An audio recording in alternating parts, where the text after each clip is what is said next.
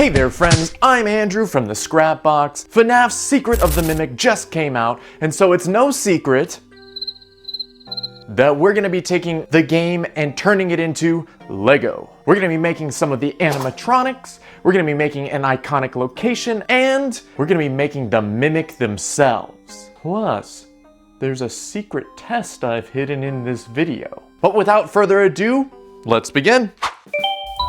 Before we start the show, don't forget to like and subscribe so you can keep up to date with all my weird stuff. Now back to it. The Mycelium Man. Our first character on the list is one of the Mycelium Men. I'm gonna name him Manny. Manny is what you get when Vivi and Toad start their own family, and is a cousin to the Minions. 3 times removed. Starting with the feet, the aim of this build is to make a movable figure that's minifigure scale. Most of the animatronics in FNAF are quite large compared to people, averaging around 7 to 8 feet tall. So that'll be our goal as well. I'm attaching the end of his robust figure, and then we can add some bars. Don't worry, these aren't the arms.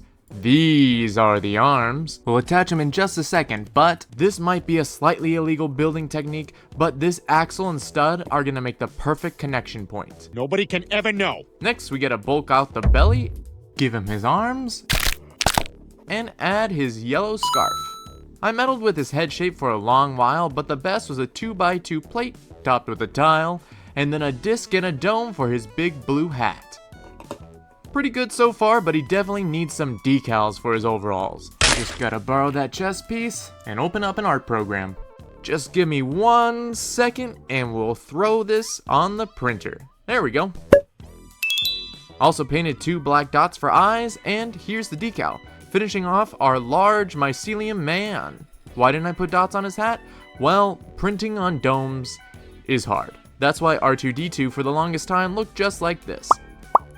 He's a pretty decent sized large mascot. I just wish I could shorten that gap between the torso and the bar. 7 out of 10. Not bad for being completely brick built. With our first animatronic out of the way, it's time to wander into clown territory. Meet Jackie, the stretchy arm terror jumping straight out of the card she was based on. Her wide gaping maw shall haunt the dreamscape of children for decades. But Jackie has a problem. Okay then, Jackie has 2 problems, but the one we have to deal with is her arms. My first thought was tube arms. They're the perfect shape, but out of all our options, there are no orange ones. Wait a minute. Oh. You lied to me! Second, they can't even hold shape, so we just have Jackie T-posing around everywhere. You could put some thick wire in there and then it'd be incredibly posable, but now we've gone too far out of the realm of Lego. What about these? These would be perfect, and they're super posable. Oh. What about clips and circle bars? Oh. Get that thing away from me! Well, maybe we move on to the torso for now. Her torso is pretty simple. It starts with a 2x3 plate, adding our neck and shoulder joints, and then taking some inverted curves and tiles while we make the back look nice. Now we could add her snazzy bow tie. Bow ties are cool. And she's got some frills near her shoulders, so we'll add those as well. We'll just fill out the rest and add a waistband. She doesn't need anything under that because of, well, you know. Okay, back to the arms. Now, I'm not terribly happy about the forever gray ball joints, but it looks like that's what we've got to work with. And if you think they'd make a hinge in orange, think again. We can still give her long arms though, if not less flexible than we'd like.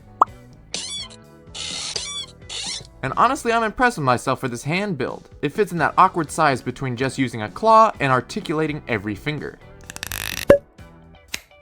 But now it's time for the head. The back of the dome, easy peasy. Everything is nice and dandy, luring you into a false sense of security until you reach the party hat. Because after that, things go off the rails. Bet you never thought you'd see braids made out of a hot dog before. We'll just stick those on here. Add a few tiles, and her face is blank. Uh-oh. That's because I'm gonna try something new, and it'll either work really, really well, or fail horribly. And I'll cry. Maybe. I'm designing a decal for her face where the nose goes on the stud in the middle, but the mouth isn't on the face tile. Only the upper lip, curving the edge of the circle. The bottom of the mouth will be printed on the lower circular tiles. You should probably use a half circle tile, but I use what I've got on hand. If this face print doesn't line up with the bottom of the circle, it'll look like trash. But if it does line up, there's a strong possibility it could not look like trash. And that's what we're hoping for. Too small. You didn't see that one. Second time's the charm, there we go. And with all my tiles printed, we can add them to her design. A couple things. 1, I love it. 2, I hate it.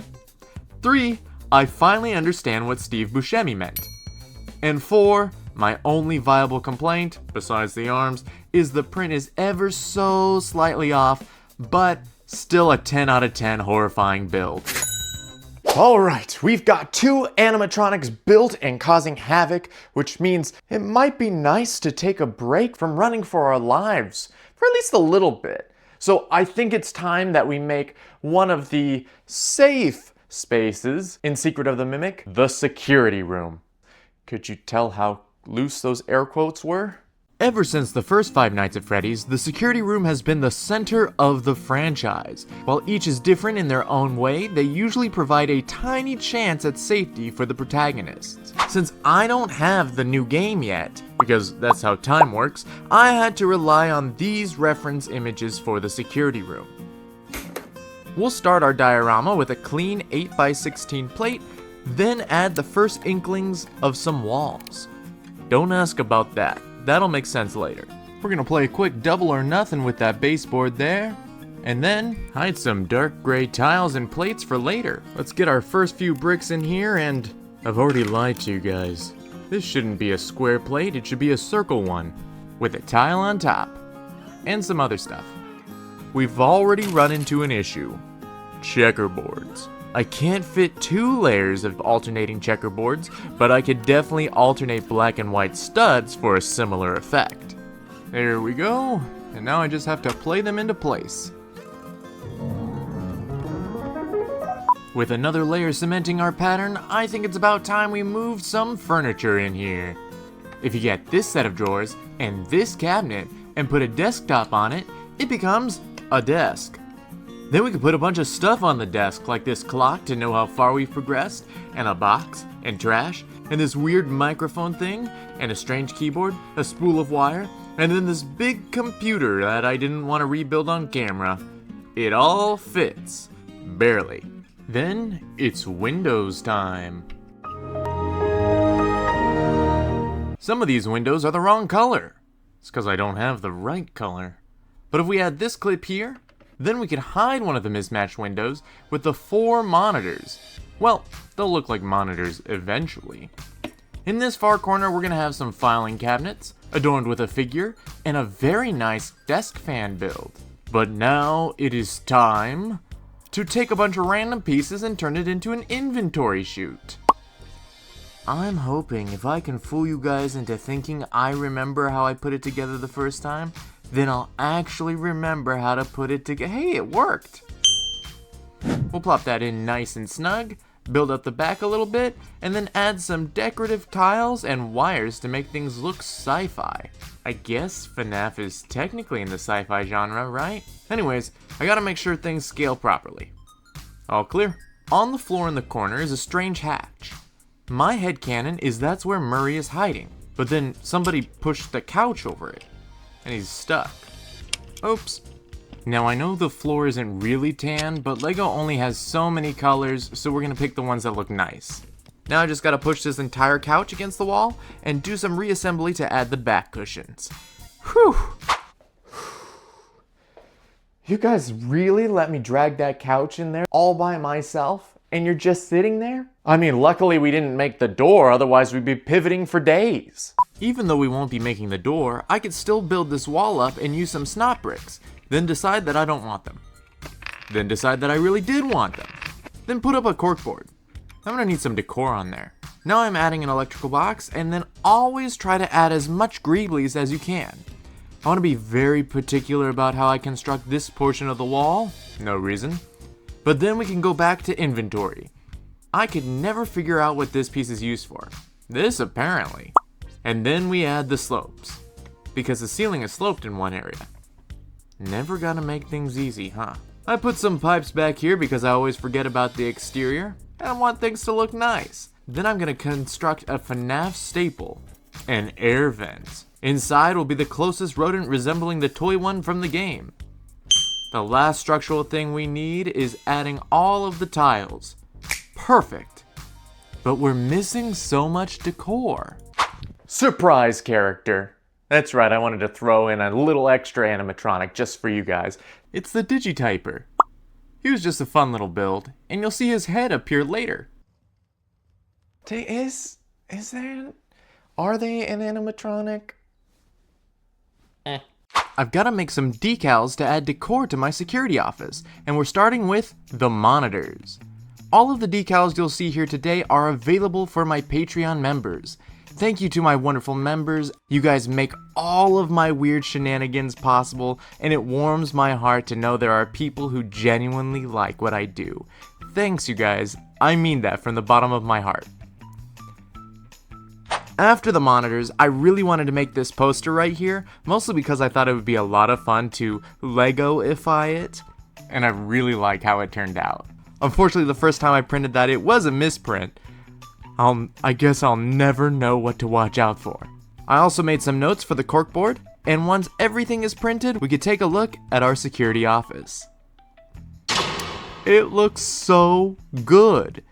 As much as I love making custom figures, I have sorely missed being able to design buildings and interiors. This was so much fun, and I think it looks exactly like it does in the game.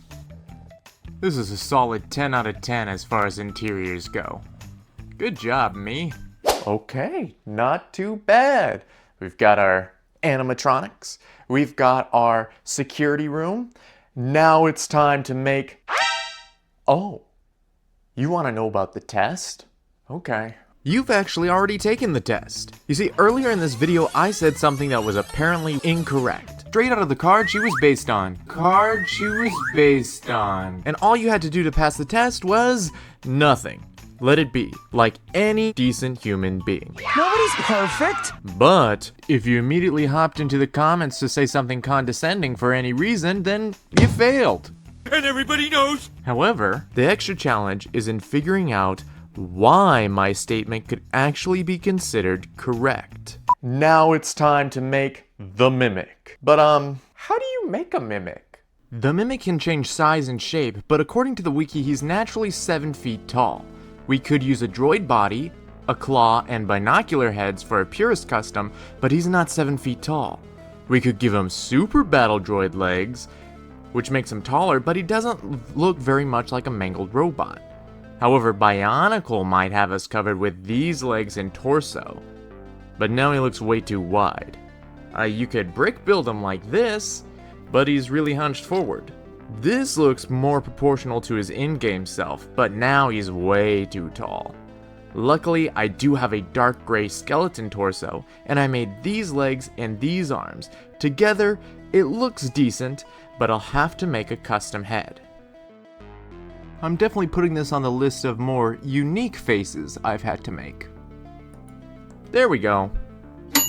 I don't know, something's still off. While I think our mimic turned out okay, I think there's a bigger issue.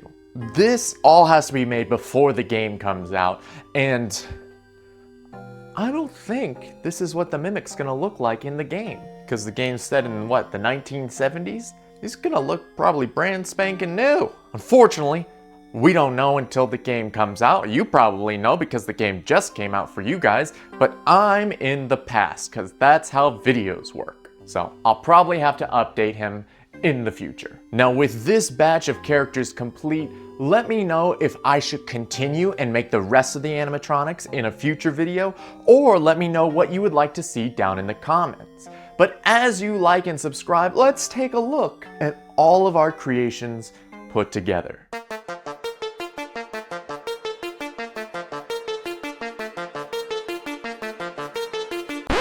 Sorry, I couldn't help myself. Alright everybody, I've been Andrew, you've been watching the Scrap Box. Have yourself a wonderful rest of your day. I'll see you next time, and most importantly, don't open the closet door. Okay, bye.